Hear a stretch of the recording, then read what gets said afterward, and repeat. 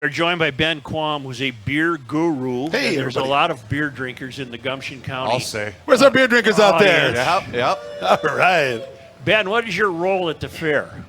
Well, I oversee and manage the metro area for Surly Brewing, and so right now we're cruising around and just kind of celebrating all of the different craft beer options that we have all over the fair, including the stuff from us at Surly. Well, isn't there about 100? Seriously? Yeah, it's pretty crazy. Watching over the last, I'd say, like 10 years as things have really exploded. It went from a couple places having a couple niche things to really places devoting their entire beverage program to that, which for me as a craft beer provider really makes me happy to see so many people out here supporting local businesses. Well, I think I speak for more than one person on this staff when I beseech you to explain to me why the craft brewers cannot produce a non-alcoholic beer that tastes like beer. Well, I'll tell you, this is the conundrum right now, and this is what is going on. But it's happening, isn't it? It's happening right now. There are a couple incredible companies, one that we've worked with called ABV Technologies in Northeast Minneapolis, that are working on different ways. Instead of just brewing something to not have alcohol in it, they're working on brewing in a normal beer with alcohol in it and then using reverse vacuum technology to siphon out the alcohol. How about that? And then you can put it back out. So it has all of the flavors, all of the same brewing technique, all of the ssame hops, yeast. Everything goes into it just like a normal beer would. We're just pulling out the alcohol. And we're getting closer and closer kind of every week. There's hope for it. Yeah. There is. Well, and it's not just, whether it's maybe that you don't drink anymore or you choose not to drink alcohol, period, or you've had a couple and you just want to have something that tastes good, but you're going to be driving home and you want to be safe. We really want to make sure that we're taking care of that segment of our fanship. What did you read in the Wall Street Journal? I read last week that craft beer sales were down a single digit in the last year, but the sale of NA beer is up 20%. Absolutely. In the last year. Is that so? That's a market you're seriously studying. And it's not just us. Spirit companies are doing the same thing too. ABV Technology is the one that I was just referencing in Northeast Minneapolis. They started originally doing that with spirits. So they've been doing vermouths and fortified wines. They've been doing. I've had a New York sour with whiskey that all the alcohol was pulled out of. Really? I've had a gin Negroni where all three, the sweet vermouth, the Campari, the bitter orange, and the gin, all had the alcohol taken out. And if you hadn't told me that they were NA, I would have had no idea. Okay, I have a question about extracting the alcohol. What happens to it? So then you literally end up with. They get Otis. They get a guy named Otis just to go up to the vat to suck No, all the alcohol. I mean, out. is the alcohol you extract drinkable, Absolutely, usable? 100%. Oh. So that's also a side benefit. Looking at more of the financial side of doing this. Yeah. That's also a great side benefit because then for us as a beer company, we could use that to make a ready-to-drink cocktail in a can. Holy Or we could use that to do something else with it. So it also allows us to get more creative. It allows our brewers and our production team to get more creative. But then it also allows us to make sure that we're taking care of everybody that walks in our door. We have something good and something handmade for you. Nice. Surly's been a great success story. Yeah.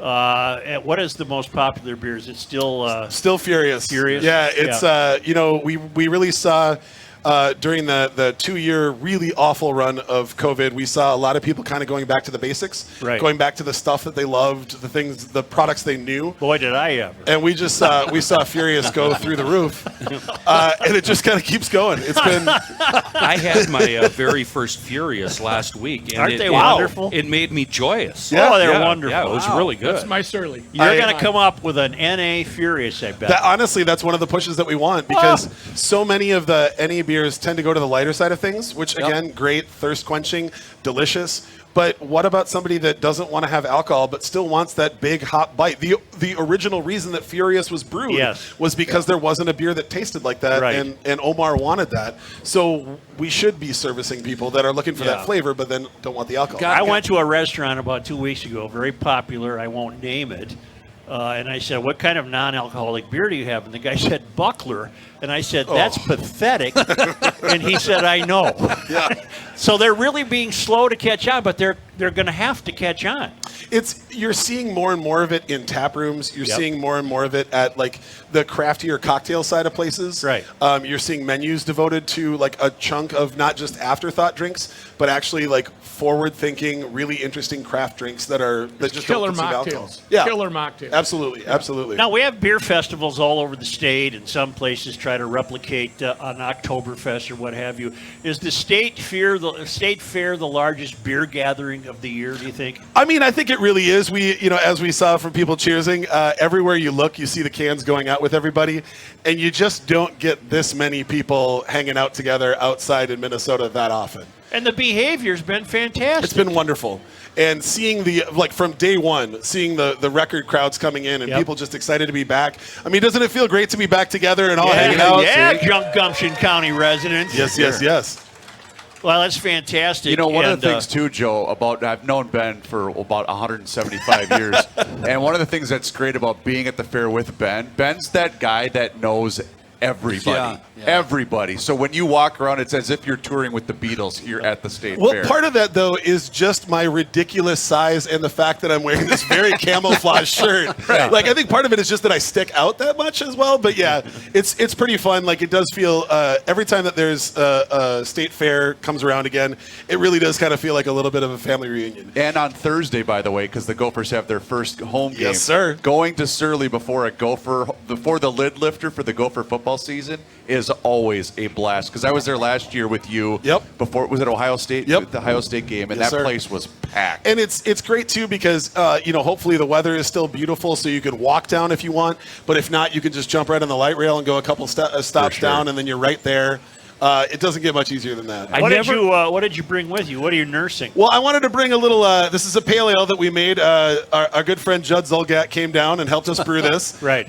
This is a beautiful frosty pint of Ron Gant was out pale ale. Oh, yeah. Because we are still sticking our flag in the ground that is not a controversial call. He was out. That's it. Yeah.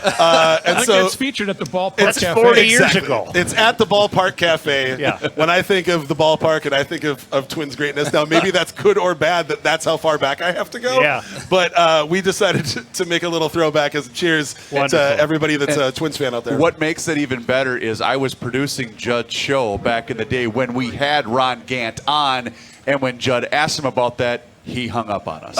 He was still mad about it. Oh. There has been a considerable amount of the Twitterverse, including local broadcasters here, that have been trying to get Ron Gant to come on and say something about it. And just and as of yet, we haven't. But to me, that just confirms that he knows he was out. Right. He Ben, doth thank you. protest too much. Thank you so much. And, what a pleasure, everybody. Good luck with the NA. Good Hey, luck. we're I gonna think that's keep where the working on it. market's going to go. We'll do what we can. All right. Cheers to all of you, and cheers to everybody out here. All right. Thank you.